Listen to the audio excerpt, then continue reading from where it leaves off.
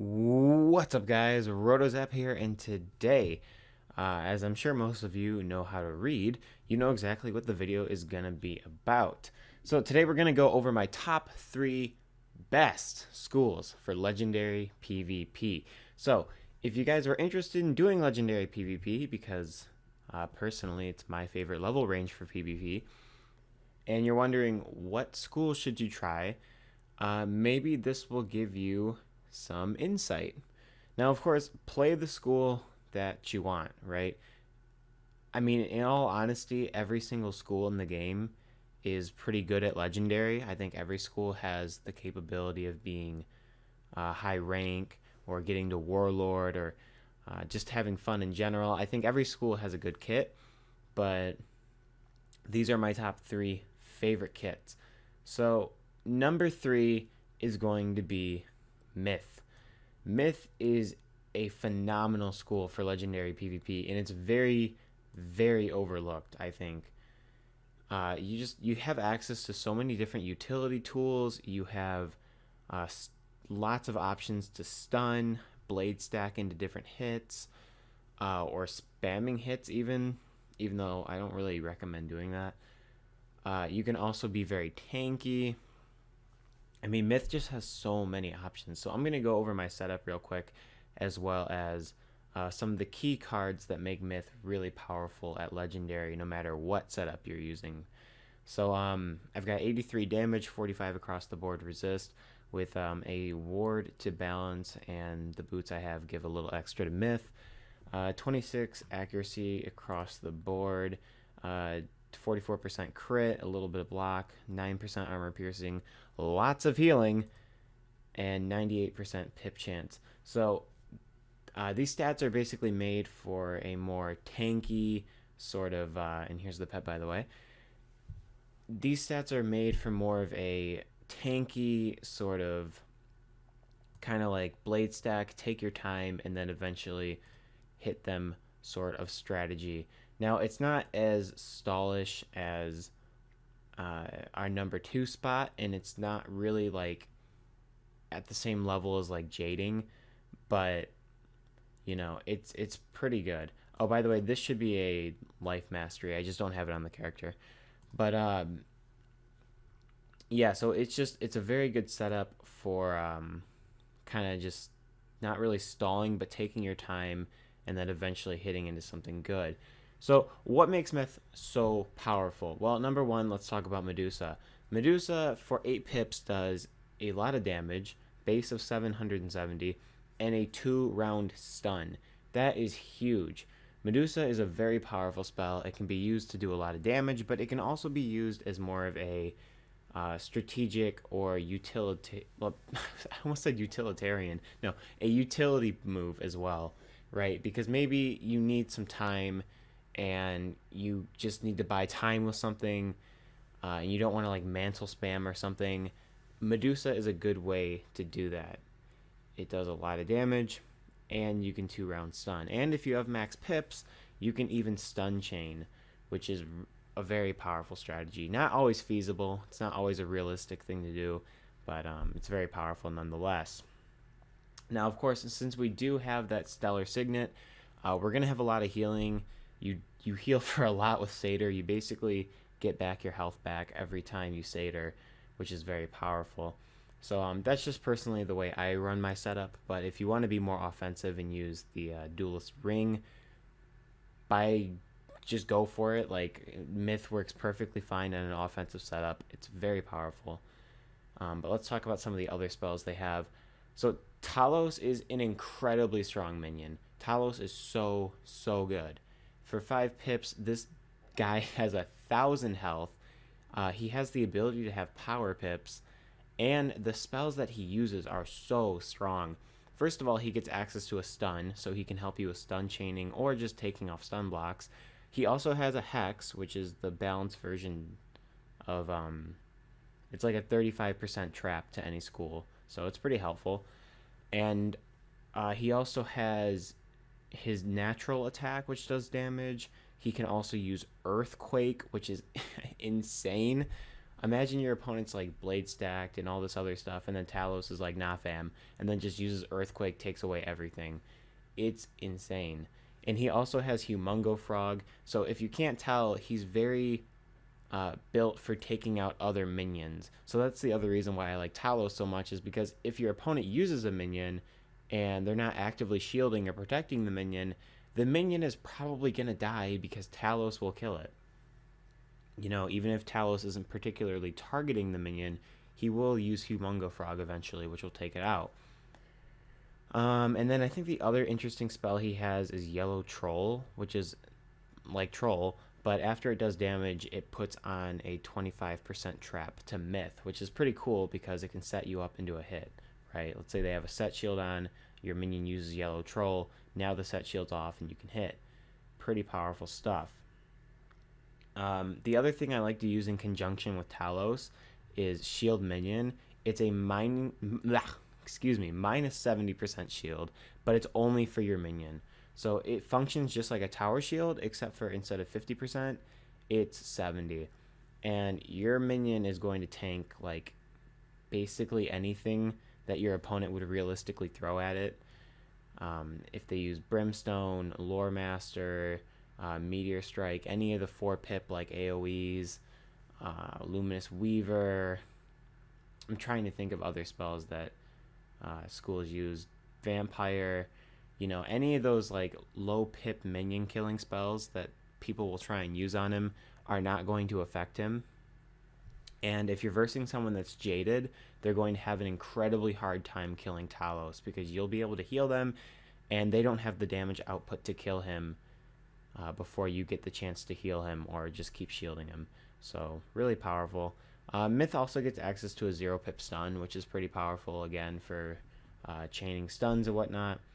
Ninja Pigs is a pretty powerful 5-pip spell that just, there's nothing really special about it. It just does a lot of damage. It does a lot more damage than you'd really expect it to do, which again makes Myth strong. Now you also have access to Orthrus, which is again very strong spell, because if your opponent has a single shield on them and you have a ton of blades and you don't necessarily want to use an overtime because you're afraid they're going to triage, Orthrus is a very good substitute for that because the first hit's not going to do a lot of damage, but the bulk of the hit is in the second attack, which is really powerful. So if you're ever versing a Myth, don't use a singular shield and think that you're fine, because they have access to Orthrus as well as Minotaur, which both have the same effect, and it's going to take that off. Now my TC, I didn't realize my TC was like empty before recording this, but Myth also has access to a couple cool TC. For example, the Rat Illusionist for 2 pips does a little bit of damage, which can be used to break shields or set shields or anything like that, and then puts up a 25% Myth bubble, which is really nice.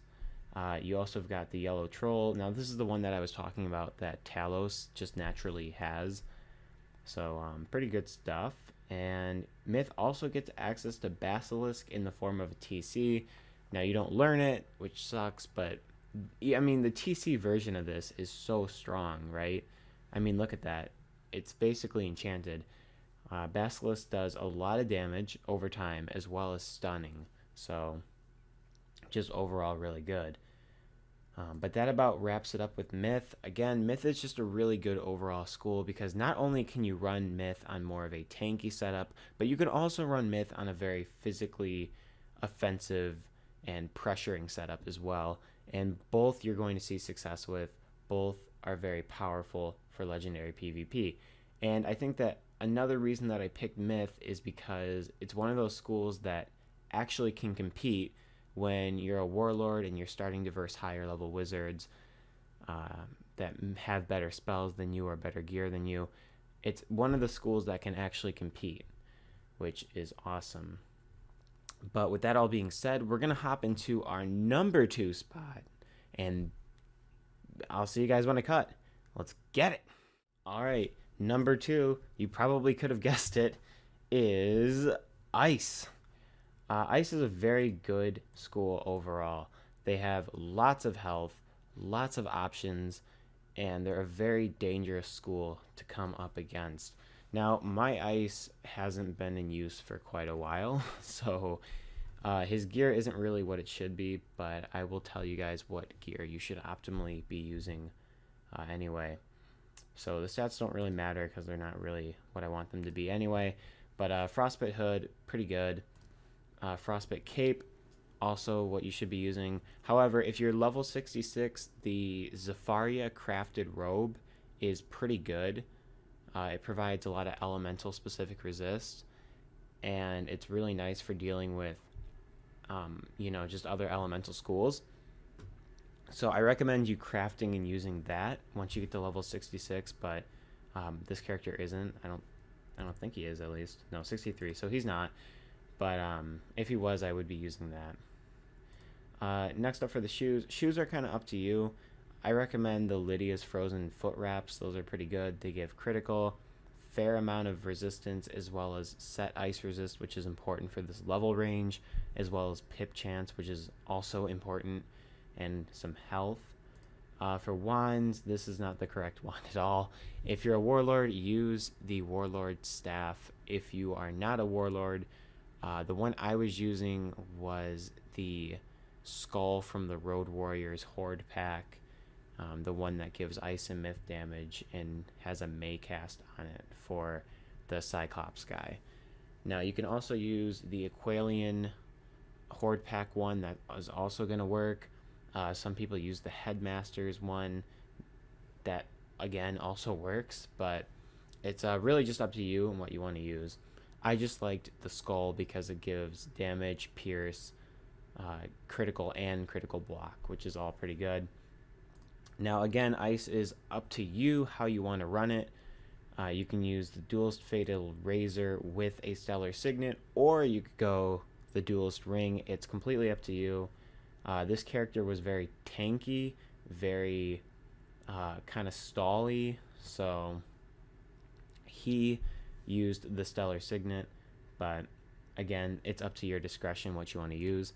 Now this is not correct. We should be using a Life Mastery Amulet because, like I said, I'm running this on a very tanky setup. In my opinion, I think that is where ice shines the best because they are so high in health. Healing is so great for them. But normally this should be Stellar Signet, but you could use the Duelist Fatal Razor if you so choose, because again, ice can work on a very offensive pressure setup as well. But in my opinion, they just shine the best when they're tanky. So this pet is very tanky. It's got double resist, double wards to ice and balance, which are prominent schools in legendary, and 9% ice damage, so a little bit of extra damage, right? Now obviously if you have a mount that gives stats, throw it on. And all the decks I use for my legendary characters, unless I can pull the one from the House of Scales secret boss, I'm always going to be using the Celestia crafted decks. They're all pretty good. They offer a pretty decent amount of max copies, and they give a triangle slot, which you can use for more pip chance or more accuracy, whichever you need with your setup. So let's talk about some of Ice's better tools. Why is that like that? Okay, apparently my PvP deck is completely empty. I don't know why any of this is right now, but we'll just run it through like this. So Ice has, again, a 0 pip freeze, which is nice for stunning or chain stunning or whatever, but Ice isn't so much focused on stunning. You do have one spell that's nice to chain with, but outside of that, it's whatever. Now, of course, you have your minion, which is the first really good card that Ice has. For 3 pips, the minion has, I believe, 400 health, which is pretty high, actually. And the minion doesn't do anything like it's not like Myth, where the Myth one just does like everything. The Ice one is more basic. It can blade you, it can trap your opponent, and it also hits your opponent. So it's a nice shield breaker, and if you're lucky, it'll blade you, but don't count on it blading you. Ice also recently got access to Reindeer Knight, which doesn't really have much PvP use. I mean, you already have Blizzard for killing minions, but I guess it's something worth mentioning. But really, for minion killing, you're going to want to use Blizzard or Snow Angel if you are bladed up and ready for a bigger hit. Now, Ice also has Frostbite, which is a fantastic overtime spell for 5 pips. You can blade into this one or just use it. Max or exalted level Ices like to use a Frostbite that might not even be bladed and then do that into an Abominable Weaver. All these are really good options, but Ice just has Frostbite, which is really good. Now, they also have Winter Moon, which is another fantastic spell. It does good damage and it stuns your opponent. This can be very nice for chaining into your overtimes because you can overtime, then stun them so they can't triage or do anything, as well as they're taking more damage, and make sure that all 3 ticks of the overtime go off. It's very strong. Now we also have Snow Angel, which is kind of your bread and butter for a large hit.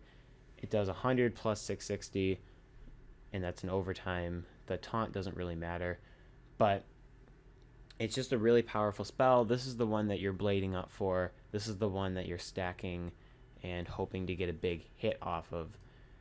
Now, Ice has a couple interesting TC as well to talk about. For example, Icebird for 2 pips does 300 damage, which is a lot, and provides a 40% blade to your next spell. Now, Ice can actually use this to kill basically every minion except for the Clockwork Paladin if you don't have a lot of damage, and the Talos minion. You can't really kill those. You definitely can't kill Talos, but you really can't kill the Clockwork Paladin unless you have a lot of damage. But the Fire, Mander minion, Ice minion, all those can be killed with this Icebird, which is really powerful because it's only 2 pips, and on top of that you get a blade right after, so pretty strong. You also have Cold Iron, which is very niche use, but it can be nice. It does a little bit of damage and puts a Fire and Storm set shield on you, so if you're versing either of those schools, it can be kind of handy. Now obviously we've already talked about Frostbite and Winter Moon, but Woolly Mammoth and Lord of Winter are 2 of those situational spells that can be really powerful for you. Like, for example, Lord of Winter, some people don't shield against Ice because they're like, oh, well, they're just going to use an overtime, so I'm not going to bother shielding. Well, that's a major misstep, because if they never shield, you can hit them with Lord of Winter, which is going to do a lot of damage. It might even one-shot them, as well as functioning like a mana burn because they lose 3 pips after. Now, it says 3 white pips, but if your opponent has 3 power pips, they will lose all 3 of those power pips. Another interesting one, Woolly Mammoth, again, does a lot of base damage as well as providing a stun. So if it makes sense for you to use this spell, then use it, I guess. It's, again, these 2, Lord of Winter and Woolly Mammoth, very situational spells, but they can come in handy if the time is right. So Ice in general, it's hard to describe why they're number 2. It's really difficult because on paper it doesn't seem like they really are that great at anything. They just have so many different tools and so many different areas that when you combine the entire package together, they're very strong. For example, they're ludicrously high health. Their ability to get a lot of resistance from their gear, on top of that from their pet. What else? I mean, their ability to blade stack into very strong overtime hits, their ability to stun, their ability to heal. Ice just has a lot going for it that makes it a very difficult school to deal with, especially because their bread and butter is overtime hits. And if you're second, dealing with overtime hits is very difficult because you basically have to predict when they're going to do it. And if you can't make the prediction on the overtime, then you're screwed and you lose the game. So it just makes it really tough. But that's all I've got to say about Ice. Again, they're another one of those schools that just has so many answers for high-level players. Honestly, this and number 1 are so close together because number 1 can't really deal with the high-level players as much, but Ice can throw on the Cosmic Chris and the Stellar Signet, which, by the way, are the 2 healing Athame and Ring. That's the healing Athame, that's the healing Ring, and they can just go full tank. They can go like full Jade tank, and blade up over the course of the entire game, hoping for one big hit. And they can do that and fight people that are like level 90, level 100. So Ice just has a lot of answers for if you're a more serious PvP player and you're looking to get that 1600, that 1800 rank. Ice is definitely going to be a school that you can do that with. But before I get into my number one pick, I want to go over a couple of my, I guess you could say, honorable mentions, because, like I said, there's so many schools in this game that are viable at Legendary. It's really hard to kind of pick a top three. But my first honorable mention here is going to be Storm. Storm's a really good school. They have insane amounts of damage. They've got Queen Calypso for spamming. They've got Lightning Bats. They've got Stormlord for combos. They just have so much. Not to mention Wild Bolt and Insane Bolt. Storm just has a lot going for it. They're a very strong school. They put on the pressure early. It's just my only problem with Storm is their health is abysmal. It's very easy to kill a Storm Wizard. And on top of that, they're not very consistent. You know, you're relying on max bolts. You're relying on an insane bolt to land. You're relying on your opponent to not just be able to immediately demolish you because your health is so bad. There's just too many things that keep Storm from really shining. Now, of course, you're going to see some very high-ranked Storm players because, like I said, if you've got the luck, you know, if you're hitting the max bolts, if you're landing critical Queen Calypsos on people, like, there's not much you can really do about it. You know, Storm is pretty unstoppable as long as they're getting good luck. So I don't like luck-based schools, though, because I would prefer consistency over, you know, maybe I'll win this game because I land a critical max bolt and that completely turns the tide of the game.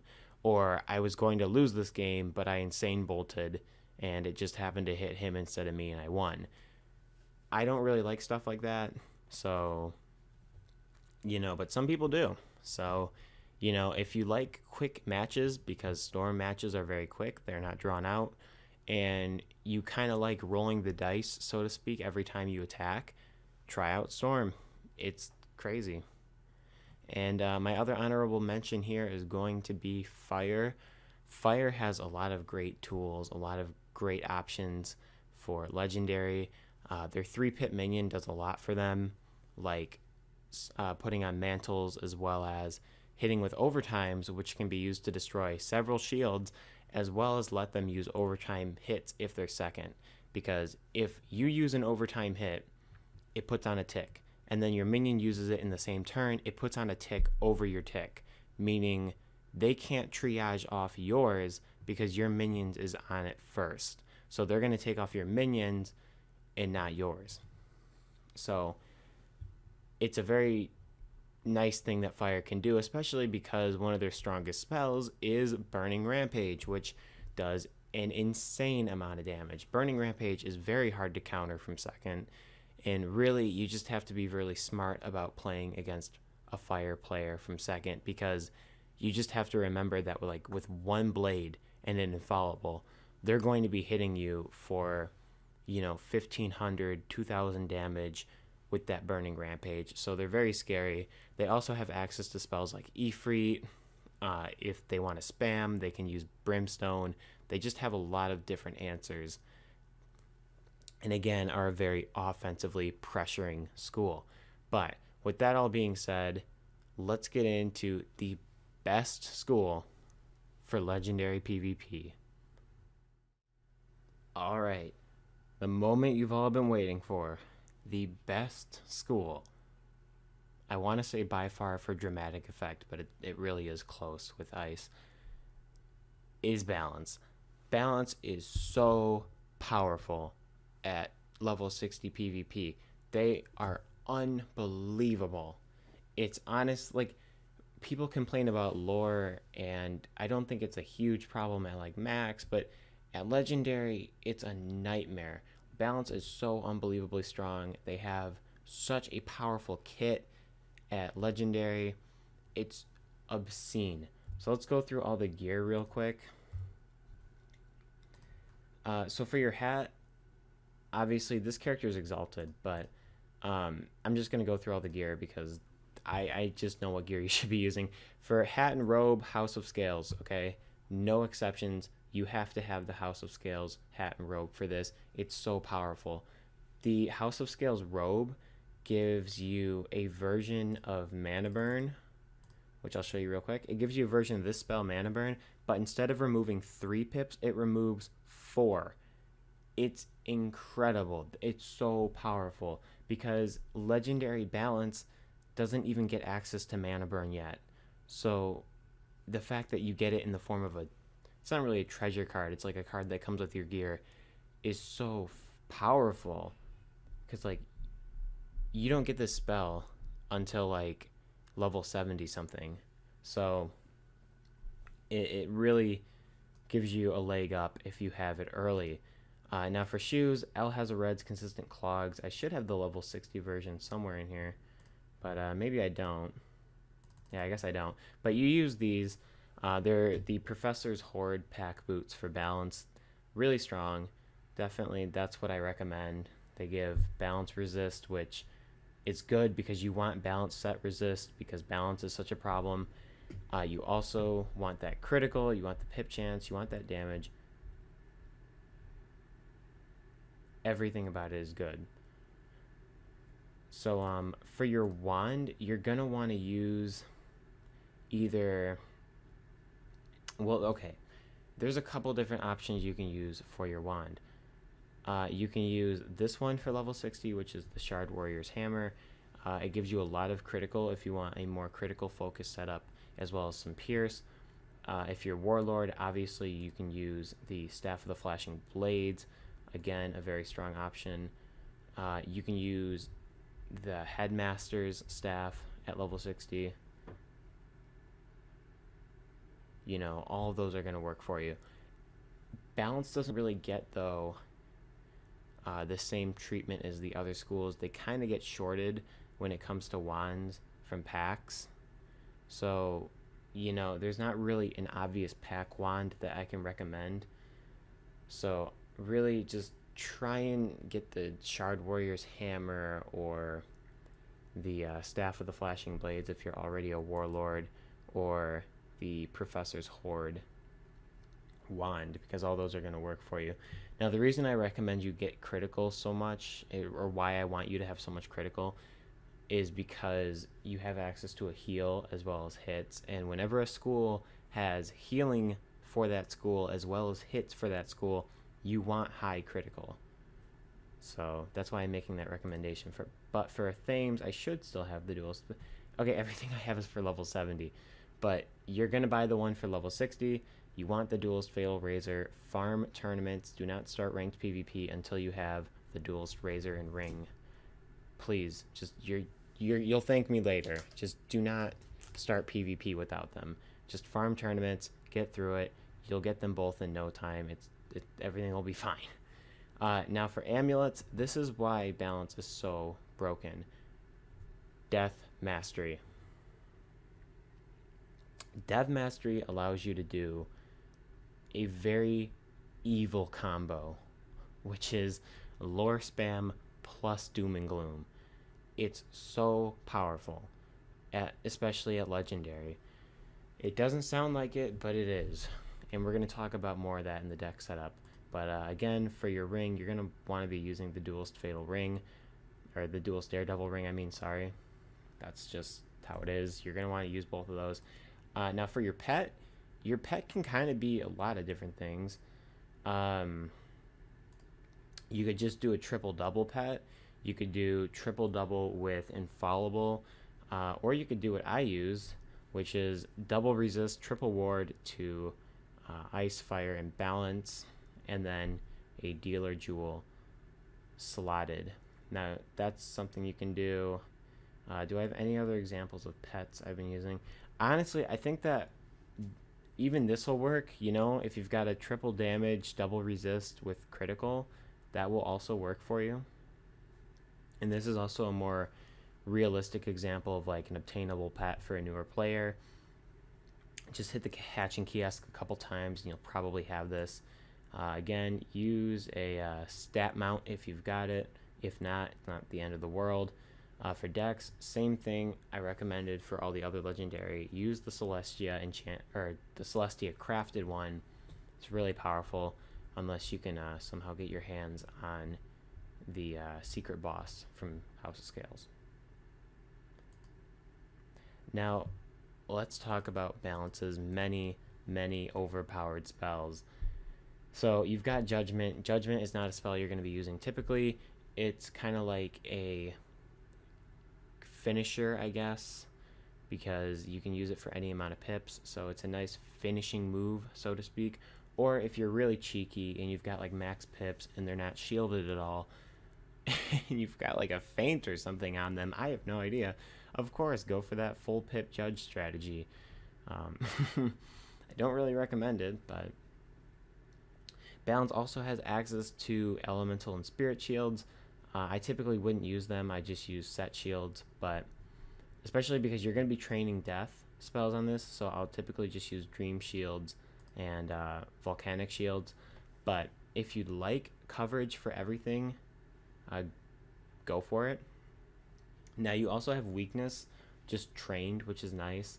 I don't really recommend having weakness as a big part of your deck. If you're going to be playing weakness in your deck, maybe just play one or two, because you got to keep in mind that Lore Master is going to be stacking weaknesses on them as well.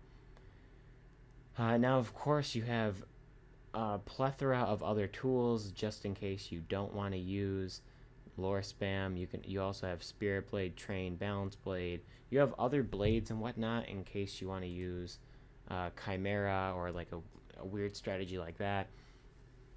Now, you don't have access to Supernova at your level. You get that in the, I think it's like 76. But you can get TC Supernovas, and if you can get your hands on TC Supernovas, play them. They are very powerful. TC Supernova is so good because for 2 pips, it does an absurd amount of damage as well as destroying the target's aura. Now, you can only use the spell if the target has an aura, but my god, is it strong, because everyone at Legendary is using an aura. You know, probably infallible, but maybe Fortify. So if someone does that against you, you can punish them severely for just 2 pips by using a Supernova. Really strong. Now you have Scorpion, that's kind of like your shield breaker spell. Now you've got Mander Minion. If you can get your hands on a Clockwork Paladin as your pet, I don't really recommend you play Mander Minions, just play the Clockwork Paladin. But the Mander Minion's strong. He puts on weaknesses. He can break shields. He can blade you. He also has the Elemental Shield, which we saw over here. So he can also use this Elemental Shield on you, which is kind of powerful. But the Clockwork Paladin is just better because it can use Spirit Shields and Elemental Shields, as well as doing more hits and more different debuffs and whatnot. But the Mander Minion, not bad. You know, if you don't have the Clockwork Paladin, don't think that the Mander Minion isn't worth playing, because it is. It's a nice spell. Now we also have Reshuffle, which is native to Balance, which is nice. Sandstorm is going to be your minion killer. But let's talk about the glorious spell that is Lore Master. Lore Master is so strong. If you really just break it down into its components, and it is so strong. First of all, it's a 4-pip spell that does more than 400 damage base, which is pretty interesting when you think about it, because a lot of Balance of spells don't do that much. Like, for example, Scorpion does a max of 200 damage for 2 pips.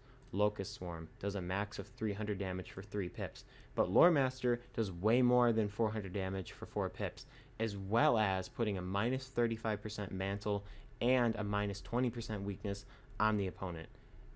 And if you have different enchants, they will stack. So this spell is super powerful. It's great for disruption. The fact that you're putting weaknesses on your opponent really tones down their damage. It's great against blade stacking schools because, you know, shielding isn't always effective against them. So spamming weaknesses, though, is pretty effective. So it gives you a lot of options. And like I said, Lore Master just does so much damage. Now, you also have Availing Hands, which is a pretty good heal, in my opinion, and that's why I encourage you to have a lot of critical, because if you critical in Availing Hands, you're going to be healing for like 700 around, which is very powerful, and your opponent's going to be very frustrated if you continuously land critical availings because it's really strong. Now, of course, you have Spectral Minion. I don't even think it's worth talking about, though. It's not a great spell. You have these two spells, which are very interesting and I think are worth playing a single copy or a double copy of Elemental or Spiritual, depending on what you think you're going to be seeing more. Because let me explain why. So for 5 pips, you're putting on 3 Dispels. You're saving a pip, you're saving a pip really because you're getting 3 Dispels. I don't want to say for the price of 2 because it's not accurate, but you should be spending 6 pips, but you're actually spending 5. And the fact that you're putting on multiple school diffuses, which, you know, a lot of schools team up with other schools in that field, it's really powerful. Like, if you use this against a fire wizard, not only can they not use a fire spell, but they can't use a tower shield. And if their pet has enfeeble, they can't use enfeeble. So you can use all 3 of these dispels in different situations, and all for the price of 5 pips. It's really powerful. Same for Spiritual Diffuse. You'll verse life wizards and you'll verse death wizards that have a myth mastery, which essentially makes their myth mastery useless and their main school useless. Of course, myth also is known to have a life mastery, so if you use it against a myth wizard, they can't use their myth spells and they can't heal with their life spells. So it's just very good. And on top of that, if all that wasn't enough, a lot of people aren't aware that ever since the Dispel nerf was implemented, where if you Dispel someone, they get a Dispel shield, if you use Spirit Diffuse or Elemental Diffuse on them, it only puts on 1 shield. Meaning if you used it again, one of the Dispels from the Diffuse would be nullified, but you'd still get 2 others, which is really powerful. Now, I hate to, it sucks, but for life, for the spirit version, the one that gets cut is life, and for Elemental Diffuse, the one that gets cut is, I believe, ice, but I'm not 100% sure on that. It might be ice, but it might not be. I don't know. But one of them will get cut, which kind of sucks. But it's a very strong spell. Definitely consider putting it in your deck. And finally, you have Chimera. Now, if you don't have lore, you can get TC Chimera. Let's just pull that out. I should have a TC version of it. Yes, I believe this is the TC version of it. This is the enchanted version. But if you don't have Chimera, you can get these TC Chimeras. And there's different strategies you can do, like blade stacking and then shattering before using Chimera, which is pretty strong. And there's a bunch of other different things you can do, but you know, Balance is a school that you don't necessarily have to lore spam. You have other options, which is what makes it so powerful. Now, Balance for TC is kind of weak. I mean, you don't really have a lot of really interesting TC. One thing to note about the Supernova TC, which I forgot to mention, is that the accuracy on the TC Supernova is 75, and on the real version, it's like 60. So, you know, you're going to be fizzling this a lot less often, but definitely be wary of using your TC Supernova if you don't have an infallible up or you don't have high accuracy, because you do run the risk of fizzling it. Another interesting spell, I guess, is the Clockwork Spider. Now, you're going to be using a Death Mastery, so I don't really know why you use this, but it can switch Bubble for you as well as break shields. Franklin Stove is interesting. It puts on a shield set after doing damage, just like the Cold Iron that we saw with Ice. Now, I don't personally use Savage Paw, but you could. This is a trainable spell from lore, just like Lore Master. I don't really see the point in it. It's 5 pips, which makes it hard to spam, and I don't know, it's just a very meh spell to me. I don't think it's worth using, but you could, of course, if you are so inclined. But let's talk about how this all connects in with your Death Mastery, right? Since you have a Death Mastery, you can use Doom and Gloom, and Doom and Gloom is a fantastic spell for heal spammers, because especially if you're first, oh my gosh, the game's already done. If you're first, it's so strong, right? Because for 2 pips, you can basically negate healing. And this is really strong because what a Balance Wizard will typically do is lore spam a couple times, get their health down, and then put up a Doom and Gloom so that the Balance Wizard doesn't really have to heal because they're basically full health, and the other player is struggling because they need to heal, but now they need to switch a bubble before they can heal. And if they can't switch the bubble before they heal, then they're screwed. Now, another interesting heal that Balance gets is Sacrifice. Now, if you're running this setup with a Sacrifice, or I'm sorry, if you're running the setup with a Death Mastery, you can actually use Sacrifice. And Sacrifice is nice for taking off weaknesses and doing less damage to yourself via that way. But it's also a nice way to get immediate health back. Because Availing Hands is a great spell, don't get me wrong, but the only issue with Availing Hands is that it's an overtime. And there are times when you need health, like now, like you can't wait for the overtime to kick in. You need immediate health. And if that's the case, that's where Sacrifice comes in handy because, it can really help out with that. But that's really all you use the Death Mastery for. It's really just for Sacrifice and for Doom and Gloom, which doesn't really sound like you're getting a whole lot of use out of your Mastery, but the fact that you can Doom and Gloom is so powerful, it makes the school a huge problem to deal with, because against hitting schools that don't heal, they can just lore spam and win. Against schools like Ice or Myth or other ones that play more conservatively, then they simply Doom and Gloom, and it completely cuts off their potential to heal. Now, of course, if you're second, it's not always as powerful, because if you're versing a player that knows what they're doing from second, they will keep bubbles in their hand to Doom and Gloom. But keep this in mind, every turn that they have to change the bubble, they're not healing.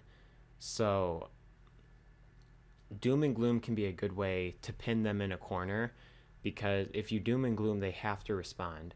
They can't, they have to respond. There's nothing that they can do. They have to get that bubble out so that they can begin healing. But yeah, that's why also you play a lot of Doom and Gloom. I don't remember how many copies I played, but you play quite a bit, and you put infections on early in the game so that even if they can change Doom and Gloom, they still have infections on them.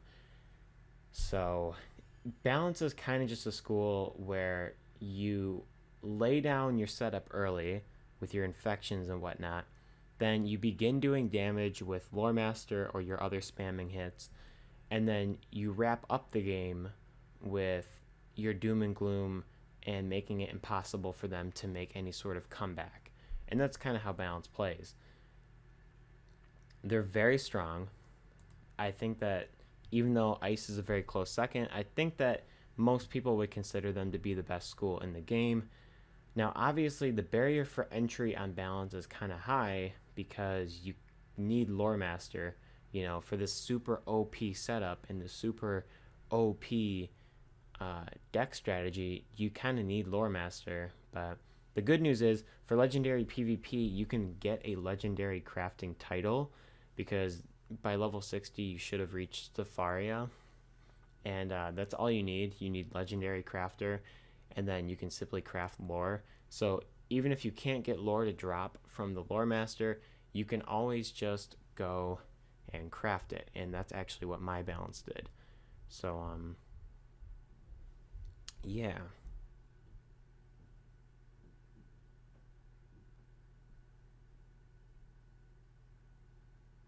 With that all being said, that is going to wrap up the video today. If you guys agreed with my choices for the top 3, make sure to let me know in the comments below.